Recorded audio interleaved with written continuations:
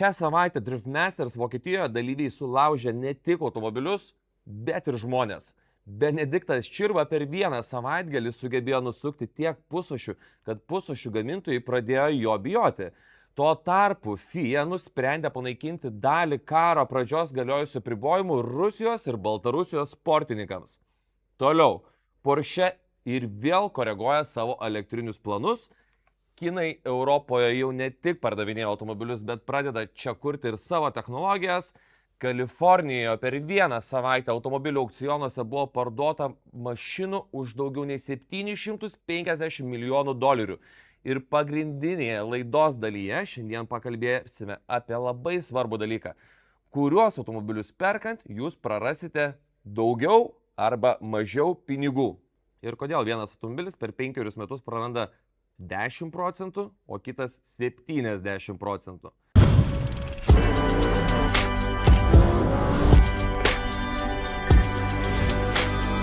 Sveikinuosi su jumis iš Taikos verslo parko. Čia kiekvieną savaitę bandome ne tik perskaityti, kas įvyko automobilių pasaulyje, bet ir suprasti, kodėl tai įvyko ir ką tai reiškia mums. Jeigu žiūrite ne pirmą laidą, labai ačiū Jums. Jeigu pirmą, paprašysiu Jūsų prenumeruoti šitą kanalą ir parašykit komentarą. Kiekvienas Jūsų like ir komentaras labai patinka ir man, ir YouTube algoritmui. Plus, aš labai mėgstu su Jumis eiti diskusijas. O dabar, prieš pasikuriant, pasikalbėkime apie energiją. Gerą lietuvišką Bright energiją. Jūs pažiūrėkite. 5 ingredientai, 0 cukraus, 0 saldiklių, jokių energijos šuolių. Bright.lt galite įsigyti didesnį kiekį ir jį jums pristatys į namus. Pažiūrėkit, dar yra skonių. Tai tikrai rasite savo favoritą ir su mano nuolaidos kodu dar gausite 25% nuolaidą savo užsakymui. Bet šiaip, bet kur nuėjus, ar į vaistinę, ar į parduotuvę, ar sustojus degaliniai, Bright energijos tikrai ten surasite. Tai skanaus, kas geriat Bright, kas valgot, užkuriam variklius ir lekiam į Vokietiją, kur praėjusią savaitę vyko Drift Masters GP prieš paskutinis sezono etapas. Būtent Vokietijoje, Feropolyje vyko prieš paskutinis šių metų Drift Masters etapas. Ir jeigu Rygoje Benediktas Čirba mus labai maloniai nustebino nukeliavęs į top 8, Vokietijoje lietuviams švęsti jau nelabai buvo ką. Benediktas net nepateko į porinius važiavimus, bet man nepatinka laidoje tiesiog perskaityti kaip antraštę. Čirba nepraėjo kvalifikacijos, nes tada jūs tą patį galite pasižiūrėti rezultatų lentelėje. Todėl aš su Benediktu susisiekiau pats asmeniškai ir jo paklausiau, kas ten darosi su tais pusašiais. Nes man jau pradėjo atrodyti, kad Feropolis ir Čirbos pusašiai turi kažkokią asmeninį konfliktą tarpusavį. Iš Beno gavau labai įdomų atsakymą. Pasirodo, čia nėra vienos problemos. Yra visa sauja sudedamųjų šitoje mišrainėje. Pasak Benedikto, jų automobilyje šiek tiek per trumpa amortizatorių eiga. Taip pat gana agresyvus suvedimas. Treniruotėse pats Benediktas pripažino, kad dar buvo kiek per agresyvus naudojant kairę kojytę. Ir koks viso to rezultatas? Per treniruotės nusuko 2 pusušius, tada atėjo kvalifikacija ir tada nusuko dar vieną. Čia jau nebe atsarginių pusušių komplektas. Čia skamba kaip pusušių prenumeratą Čirbai reikėtų nusipirkti. Ir tada Benediktas pasakė dar vieną naujieną, kurią žiūrėdami tiesioginę transliaciją turbūt niekada nepamatytume. Jis naktį prašiau mato. Realiai žinai ką? Jei norėčiau nugalėti Čirbą, man reikia į emporinę pasikviesti tiesiog nakties metu. Jeigu naktį praloši. Na gerai, gal ir bloga idėja. Gerai, grįžtant prie Benedikto. Jis pasakė, kad važiuojant tamsoje, jam reikia maždaug 2-4 papildomų važiavimų, kad apsiprastų. Ir aš iš tikrųjų gerai pamačiau, ką aš čia turėjau omeny. Jis turi tamsoje priprasti prie trasos, kad galėtų važiuoti jos nematydamas. Skamba tikrai labai ekstremaliai, baisiai skamba. Bet iš kitos pusės, kai nematai, tai nematai ir ko bijot. Ir grįžkim prie kvalifikacijos. Pirmas kvalifikacinis važiavimas dar vyko šviesoje, todėl jo paties žodžiais tai buvo praktiškai jo geriausias šansas normaliai pravažiuoti kvalifikaciją. Ir būtent tada, sak, 3 pusašis ir nebėra. Antras kvalifikacinis važiavimas jau vyko tamsoje. Ir štai čia labai gerai matosi, kodėl man patinka apie autosportą kalbėti ne vien rezultatais. Rezultatų lentelėje parašyta, Čirba nepraėjo kvalifikacijos. Viskas. Bet už to vieno sakinio slepiasi automobilio geometrija, amortizatoriai, 200 spyrių per sankabą, 3 pusašiai ir net žmogaus regėjimas. Jei žiūri koks optikos salonas šią laidą, tikiuosi jūs tapsite kito sezono Benedikto Čiurbos partneriais. Nes čia tiesiog dabar jums ideali vieta įeiti į šitą rinką. Ir Čirbai reikia neregėjimas taisyti. Aš tai galvoju, kad reikėtų Benui užmesti gerus nuo saulės akinukus, lai pratinasi Bachūras važinėti vis laik tamsoj. Ir Feropolį šį savaitgalį laužia ne tik automobilius. Labai rimtą avariją patyrė Laurė. Pagal paties Laurio paaiškinimą automobilio stabdžiai pririnko gumos. Todėl jie nesuveikė. Bandant automobilį pasukti didesnį kažkokį kampą, naudojant kairę koją priminant stabdį, priekis nesureagavo taip, kaip turėjo. Automobilis nuėjo į betoną.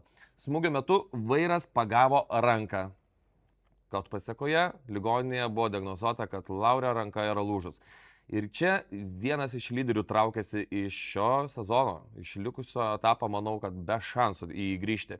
Čia beje labai geras priminimas žmonėms, kurie kartais žiūri avariją ir nesupranta, kodėl lenktynininkas prieš smūgį paleidžia vairą. Kai priekinis ratas atsiremia į sieną ar kitą kliūtį, smūgis per visą vairo mechanizmą gali labai agresyviai pereiti į vairą. Ir jeigu tavo ranka tuo metu yra ne ten, kur turėtų būti, tada fizika laimi. O pats čempionatas prieš finalą pasidarė dar įdomesnis. Po Feropol etapo pirmoje vietoje atsirado Piotr Viecek su 436 taškais. Pavel Korpulenski nukrito į antrą vietą, nors atsilieka vos 22 taškais nuo Vieceko.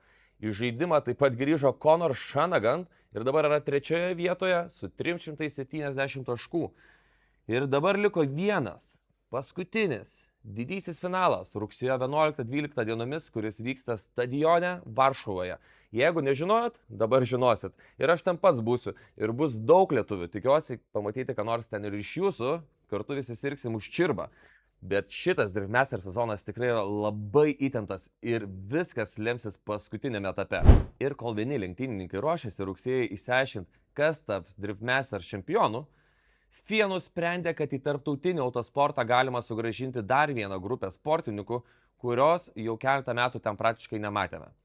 Ir čia tema gerokai rimtesnė. Rusija, Baltarusija ir Dakaras. FIA rugpjūtį pakeitė nuo 2022 metų galiojusias priemonės Rusijos ir Baltarusijos autosportui. Ir pakeitė jas gana stipriai. Rusijos ir Baltarusijos vairuotojams, komandoms, dalyviams bei oficialiems asmenims susijusiems su autosportu ir vėl leidžiama dalyvauti FIA tarptautinėse varžybose be ankstesnių apribojimų. Nebereikia pasirašyti neutralumo įsipareigojimo. Reiškia leidžiamas nacionalinės spalvos, vėliavos ir net himnas. Vienas svarbus draudimas išlieka. Pačioje Rusijoje ir Baltarusijoje tarptautinių FIA varžybų rengti vis dar negalima. Ir labai greitai Lietuvos žiniasklaidai atsirado antraštė. Rusams atvertos duris į Dakarą. Ir čia noriu sustoti, nes tokia antraštė techniškai nėra visiškai neteisinga, bet jeigu perskaitėte tik ją, galėjote suprasti viskas. Kamazas jau grįžta į Dakarą.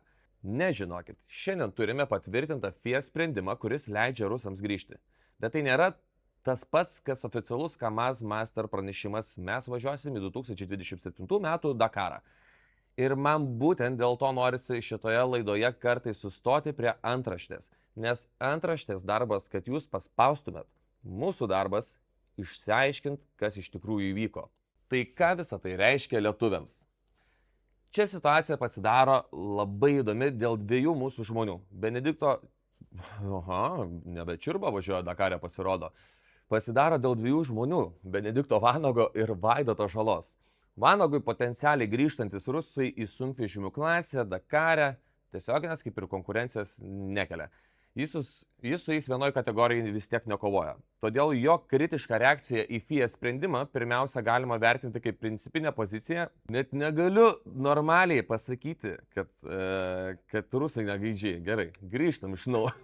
Jis vienoje kategorijoje su jais nekovoja. Todėl jo kritišką reakciją į FIA sprendimą pirmiausia galima vertinti kaip principinę poziciją dėl to paties sprendimo ir karo konteksto, o ne baime, kad kažkas atvažiuos ir atims jo rezultatus. Žalai šiuo atveju situacija yra kitokia. Vaidotas šiemet tapo Dakaro sunkvežimių kategorijos nugalėtoju. Jeigu ateityje Kamazas iš tikrųjų sugrįžta, jie būtų būtent jo kategorijoje. Ir dabar jau girdžiu komentarą. Nu tai aišku, Žala laimėjo, nes Kamazo nebuvo. Stop, hebrytė. Ne tai viskas buvo. Vaidotas šiemet nugalėjo visą dabartinį elitą važiavusi jo kategorijoje. Alešą Sopraisą, Mitelį Vanderbrinką, Martiną Maciką. Vienas už kitą geresnį. Pats Žala po pergalės labai gerai apibūdino Dakarą. Jo teigimu pergalę atnešęs jo stabilumas. Varžovai turėjo daug pakilimų ir nuosmukių, o jo ekipažas išvengė didelių klaidų. Šiaip realiai dar noriu pabrėžti, kad Žala per tokio ilgio lenktynės laimėjo 22 minutėm. Tai jūs įsivaizduojat, kiek tai buvo konkurencinga. Taigi, potencialus Kamazų grįžimas nereiškia, kad dabar Žala iššakęs. Čia reiškia, kad Kamazų iššakęs. Tai reikštų iš tikrųjų, kad prie jau dabar labai stiprios konkurencijos gali prisidėti dar vienas žaidėjas. Ir čia bus labai įdomu stebėti, kas iš tikrųjų užsiregistruos. Plus, beje, Ukraina jau oficialiai paprašė, kad FIAS šį sprendimą suspenduoti. Tai istorija ties čia dar iš tikrųjų nėra pabaigta. O jeigu dar pakalbėtume šią temą, pavyzdžiui, apie mano asmeninę nuomonę, ką aš galvoju. Mano komandos narys atnešė oficialų Vaidoto postą. Paskelbtas sprendimas leisti ruskiams dalyvauti tarptautinėse varžybose, įskaitant ir Dakare, kol raketas krenta ant Ukrainos civilių, ruskių vėliavos priklauso šiukšlių dėžėje. Maladės, Vaidai. Tai nepatinka man šita FIA pozicija. Tikiuosi, kad pavyks ją suspenduoti.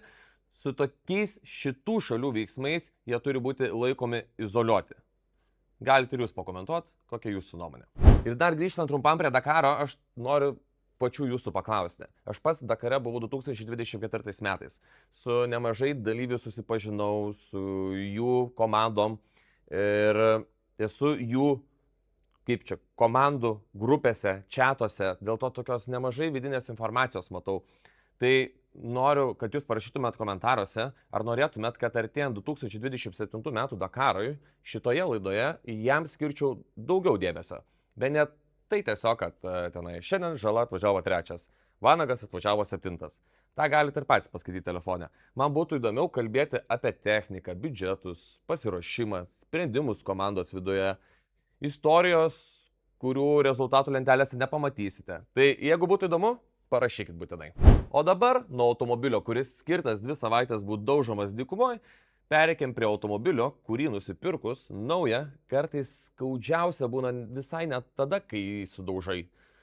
O tada, kai po 3 metų atsidarai autogidą ir pamatai, kiek jis dabar yra vertas. Ai, gerai, dar prieš pagrindinę temą trumpas Porsche update'as.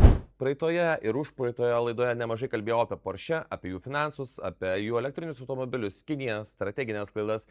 Ir nepraėjus nei savaitai, Porsche nusprendė mums duoti dar medžiagos. Pasirodė antraštė. Porsche planuoja nutraukti elektrinio flagmano Taycan gamybą. Skamba taip, tarsi rytoj užrakins gamyklą ir liukutį sudegins. Bet kas yra iš tikrųjų? Porsche svarsto Taycan gamybą užbaigti 2030 metais. Taip pat esą atsisakyta ankstesnio plano Taycan gamybą perkelti iš Štutgarto į Leipzigą. Ir labai svarbu, Porsche šito oficialiai nepatvirtino. Kompanijos atstovas viso to nekomentavo, o dar Liepą Porsche vadovas Michailas Leitersas sakė, kad artimiausių metų planų nutraukti Taycan nėra. Tai, Porsche rytoj nutraukia Taycan gamybą? Ne. Porsche svarsto Taycan ateityje ir iki 10-mečio pabaigos galo galbūt atsisakyti? Taip. Ir čia yra labai geras pavyzdys, kodėl verta perskaityti ne tik antraštę, nes tarp 2 sakinių yra maždaug 4 metai. O kol Europoje vis dar yra sprendžiama, kokius elektrinius automobilius reikėtų gaminti, Kinija tuo tarpu jau sprendžia, kur jos gamins pačioje Europoje. Ir čia Chery ateina į Europą dar rimčiau. Chery, kuriai priklauso ir pas mus jau matomi tokie brandai kaip Omoda bei Jaeko. Su pavadinimais galima buvo ir daugiau padirbėti. Bet paskelbė kuriantis tyrimų ir plėtros centrą Didžioji Britanijai. Jis bus atidarytas Bedfordshire ir iš pradžių ten bus dirbama su važiuoklė ir vairuotojų pagalbos sistemomis. Vėliau autonominiu vairavimu ir dirbtiniu intelektu. Ir skaičius, kuris man atrodo įdomiausias, tai kad pernai Didžioji Britanijoje naujų kiniškų automobilių jau buvo registruojama 15% visos jų rinkos. Užpernai 10% jų rinkos. Ar jūs įsivaizduojat, koks greitas augimas ten vyksta? Mes praeitoje laidoje apie Kiniją jau kalbėjome tiek, kad dar truputį ir man reikės jau laidą ves mandarinų kalba. Todėl šiandien giliau nelysiu, bet vieną sakinį pasakysiu. Kinai Europoje jau nebe tik pardavinėja automobilius, jie pradeda čia samdyti inžinierius ir kurti technologijas. Ir tai yra visiškai kitas konkurencijos lygis. O dabar nuo naujų kiniškų automobilių prie visiškai priešingo pasaulio. Pasaulio, kuriame žmonės už seną automobilį sumoka daugiau, negu kainuoja daugiabutis Vilniuje. Teisingai, daugiabutis, ne butas. Praėjusią savaitę Kalifornijoje vyko Monterey Car Week. Jeigu nežinot, kas tai yra, įsivaizduokit Palangą, vasarą, tik vietoj slyvos 3 litrės dizelio stovi Ferrari F40. Ten vietoj kokio X5 McLarenas F1. Ir žmonės kažkodėl turi gerokai, gal net nesuvokiamai daugiau pinigų. Vien didžiosiuose kolekcinių automobilių aukcionuose šiemet buvo parduota automobilių už maždaug 755 milijonus dolerių. Įdomu, jei iš tikrųjų toksai renginys vyktų Palangoje. Rašytų Palangos verslininkai, kad vėl vasara buvo prastoka. 1964 metų Shelby Cobra Daytona Coupe. Kaip porno filmo pavadinimas man skamba. Parduota už 42,9 milijono dolerių. 1996 metų McLaren F1 už 34,7 milijono. Ir man čia įdomus ne vien pats pinigų kiekis, nes kai vieni automobiliai per 5 metus praranda 70% vertės, kiti po 30 metų kainuoja 10 milijonų. Tai reiškia, kad dabar pagaliau galime pereiti prie pagrindinės temos. Ir ji yra, kodėl vieni automobiliai praranda 70%, o kiti beveik nenuvertėja. Gerai, dabar apie pinigus, bet ne apie akcijas, o apie jūsų automobilį.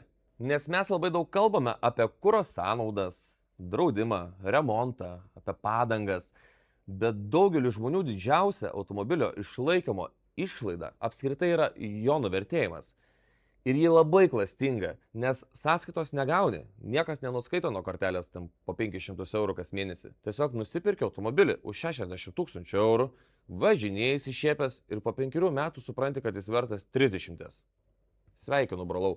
Ką tik išleidai 30 000 eurų, tik sąskaitos niekas neatsiuntė. Tai kiek apskritai nuvertėjo automobilis? 2026 metais IC Cars išanalizavo daugiau nei 950 000 5 metų senumo automobilių pardavimų. Vidutinis automobilis per 5 metus prarado 41,8% savo vertės. Tai reiškia, nusipirkai už 50 000 eurų automobilį, po 5 metų statistiškai turite maždaug 29 000 vertės automobilį. Bet vidurkis, žinokit, slepia visišką beprotybę, nes skirtingos automobilių kategorijos nuvertėja visiškai skirtingai. Hibridai vidutiniškai prarado 35,4% savo vertės, visureigiai 34,2%, o elektromobiliai 57,2% savo vertės. O dar įdomiau, kad 24 iš 25 prasčiausiai vertę išlaikančių automobilių tame tyrime buvo arba elektromobiliai, arba prabangus automobiliai. Ir čia aš turiu savo teoriją. Ir tai vadintųsi mano iPhone teorija. Man atrodo, kad viena didžiausia prabangaus ir technologinio automobilių problema yra ne tai, kad pirkdamas jį tu moki ne tik už automobilį. Tu moki už tai, kad šiandien jis yra su naujausiam technologijom. Pagalvokim apie iPhone. Nusipirki naujausią, geriausią kamerą, geriausias procesorius, naujausios funkcijos. Praeina 3 metai, telefonas vis dar tas pats. Skambina lygiai taip pat, žinutės rašo lygiai taip pat, fotkina lygiai taip pat kaip pirkau, net Instagramą atidarinėjo taip pat. Bet jis niekam nebeįdomus, kad prieš 3 metus jis buvo technologinis stebuklas. Tai ir su automobiliais darosi lygiai taip pat. Jeigu 150 000 eurų kainuojančio automobilio pirkimo argumentas buvo didžiausias ekranas, geriausias autonominis vairavimas, greičiausias įkrovimas, naujausia baterija, technologijos, kurios konkurentai dar neturėjo, visiškos naujovės. Po 5 metų dalį tų funkcijų turės automobiliai už 40 000 eurų. Ir tada dingsta dalis priemokos, kurią pirmasis savininkas sumokėjo būtent už naujausią technologiją. Man atrodo, čia labai svarbus yra skirtumas. Ne technologijos automatiškai nuvertina automobilį. Nuvertėja pinigai, kuriuos sumokėjai už tai, kad ta technologija tuo metu buvo naujausia. Ir čia yra ekstremalus pavyzdys. Paimkim BMW i7. Technologinis BMW flagmanas. Naujas, fantastiškas automobilis. Bet pagal dabartinį IC Cars modelį per 5 metus BMW i7 gali prarasti apie 73,6% vertės. Jo, teisingai išgirdai. Tai reiškia, kad statistiškai iš kiekvieno 100 eurų automobilio vertės po 5 metų lieka maždaug 26 eurai. Čia jau nenuvertėjimas, čia pinigų deginimas. Ir net paprastas BMW 7 serijos nėra nekaltas irgi. Jo prognozuojamas 5 metų nuvertėjimas yra 61,8%. Kodėl? Nes naudoto automobilio pirkėjas už 5 metų senumo 7 klasės BMW nebenori mokėti to paties premiumo, kurį mokėjo pirmasis savininkas. Ir dar jis žino, kad jeigu suges masažuojanti galinė sėdynė, lazerinis žibintas, pneumatinė pakaba ar kas nors automobilio elektronikai, tas BMW jau nebežinos, kad dabar jis kainuoja 35 000 eurų. Remonto sąskaitos vis tiek bus kaip nuo 120 000 eurų kainavusio automobilio. Ir čia atsiranda Lexus. Ir čia labai įdomus palyginimas. Lexus LS pagal tos pačios analitikos duomenis po 5 metų išlaiko 55% savo vertės. Tai nėra Toyota Corolla, tai didelis prabangus limuzinas. Bet naudotų automobilių pirkėjas Lexus mato visai kitaip. Patikimumo reputacija, hybridas, mažesnė baimė dėl sudėtingo remonto. Ir štai čia atsiranda pirmoji mūsų taisyklė. Nuvertėjimą lemia ne tik kiek automobilis buvo geras naujas, jį lemia dar ir kiek žmonių jo norės naudoto. Ir dabar sugriaukime mano teoriją, nes pagal ją tai atrodytų pirk kuo paprastesnės technologijos automobilį ir taip prarasi mažiau pinigų. Ir tai nėra visiškai tiesa. Žinote, koks automobilis 26 metais tyrime išlaikė geriausiai vertę? Toyota Corolla? Ne. Dacia? Ne.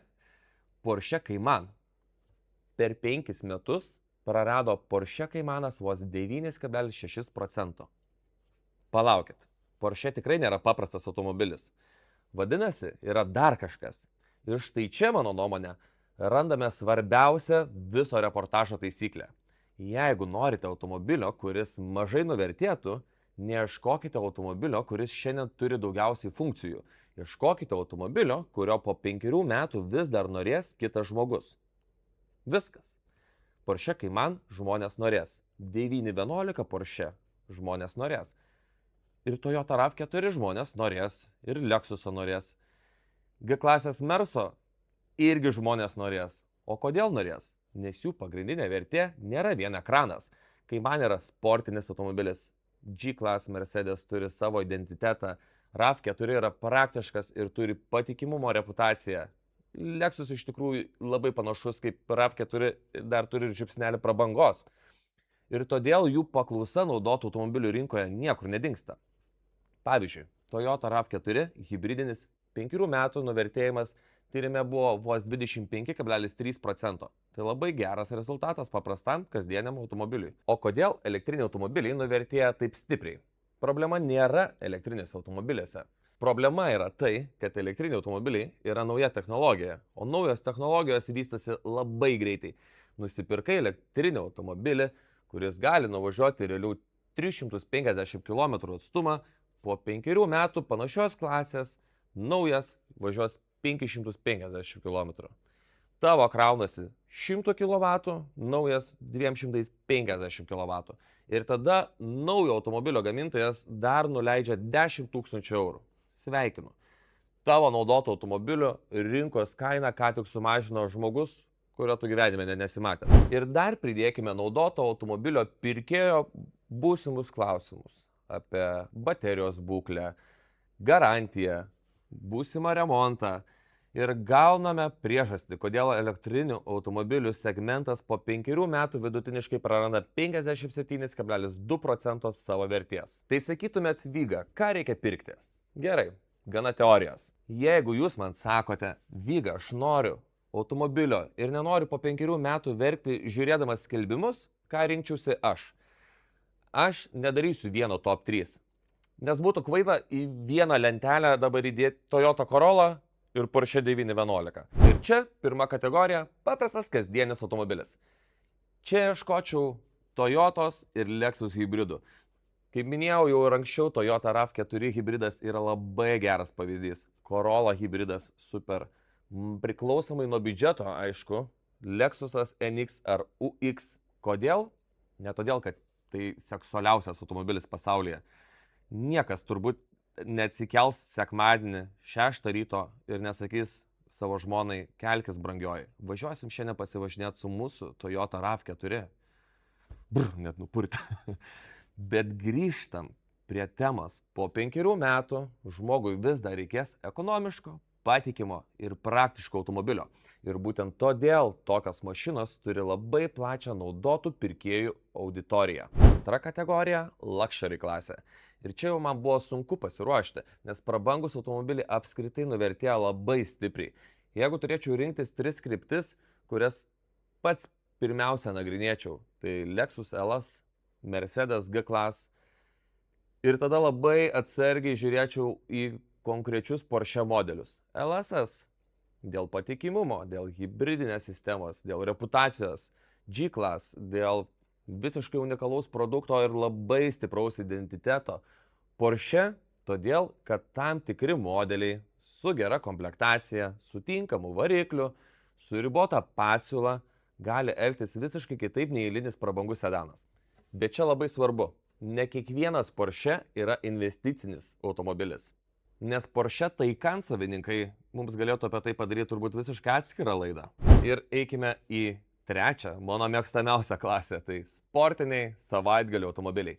Čia jau dabar įdomiau, Porsche Cayman ir tada ieškočiau automobilio, kurio formulė po 5 metų nepasens.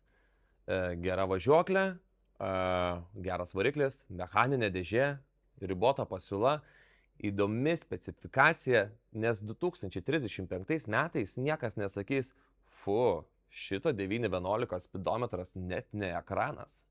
Greičiausiai, kad sakys taip, geras modelis, dar matau normalus skydelis. Ir štai čia technologinis senėjimas apsiverčia. Tai, kas šiandien atrodo sena, rytoj kartais tampa charakteriu. Ir dar 3 automobiliai, kurių naujų pirkimą gerai apsvarstyčiau. Ir čia bus dar kita pusė. Jeigu nuvertėjimas jums labai svarbus, aš labai gerai pagalvočiau prieš pirkdamas naują, didelį, prabangų elektromobilį. Prabangų limuziną su maksimalia komplektacija. Ir apskritai modelių, kurio didelę kainos dalį sudaro technologijos, kurios po 3 metų jau bus standartinė įranga pigesniam automobiliai. Ir čia yra labai geras pavyzdys BMW i7. Ne todėl, kad jis blogas, bet kaip tik todėl, kad jis naujas yra neįtikėtinai geras. Ir pirmasis savininkas labai brangiai sumoka už privilegiją būti pirmoju. Tai pabaigai, jeigu reikėtų visą šitą 20 minučių pasakojimą sutalpinti į vieną sakinį, tai sakyčiau taip. Pirkdami automobilį galvokite ne tik, kodėl jo norite jūs šiandieną. Pagalvokite, kodėl po 5 metų jo turėtų norėti kitas žmogus. Jeigu atsakymas yra nes patikimas, nes praktiškas, nes ekonomiškas, nes retas, nes super valdosi, nes turi gerą variklį, nes tai yra Porsche 911, tikėtina, kad jūs turite kažką, kas sensta labai gražiai ir kas nepaves jūsų ir jūsų piniginės. Bet jeigu jūsų atsakymas yra, nes jo ekranas šiandien yra pats didžiausias iš visų kitų automobilių, tai aš jums turiu žinokit blogų naujienų, nes kinai kitą antradienį pagamins dar didesnį ekraną. Parašykite komentaruose, kokį automobilį jūs esate turėję, kuris stebėtinai gerai išlaikė savo vertę. Ir atvirkščiai, koks buvo jūsų didžiausias nuvertėjimo košmaras, nes skaičius aš jums galiu parodyti. Galiu labai lengvai juos surasti, bet Lietuvos rinkos realybė labai gerai parodo ir tūkstančių žmonių, kurie tuos automobilius realiai pirko ir pardavė. O aš savo ruožtu kitose laidose galėsiu šitą temą pratęsti ir padaryti konkrečius modelių topus pagal biudžetą. Ir atskiras ačiū visiems, kurie žiūrėjo iki galo. Pasimatysime kitoje laidoje.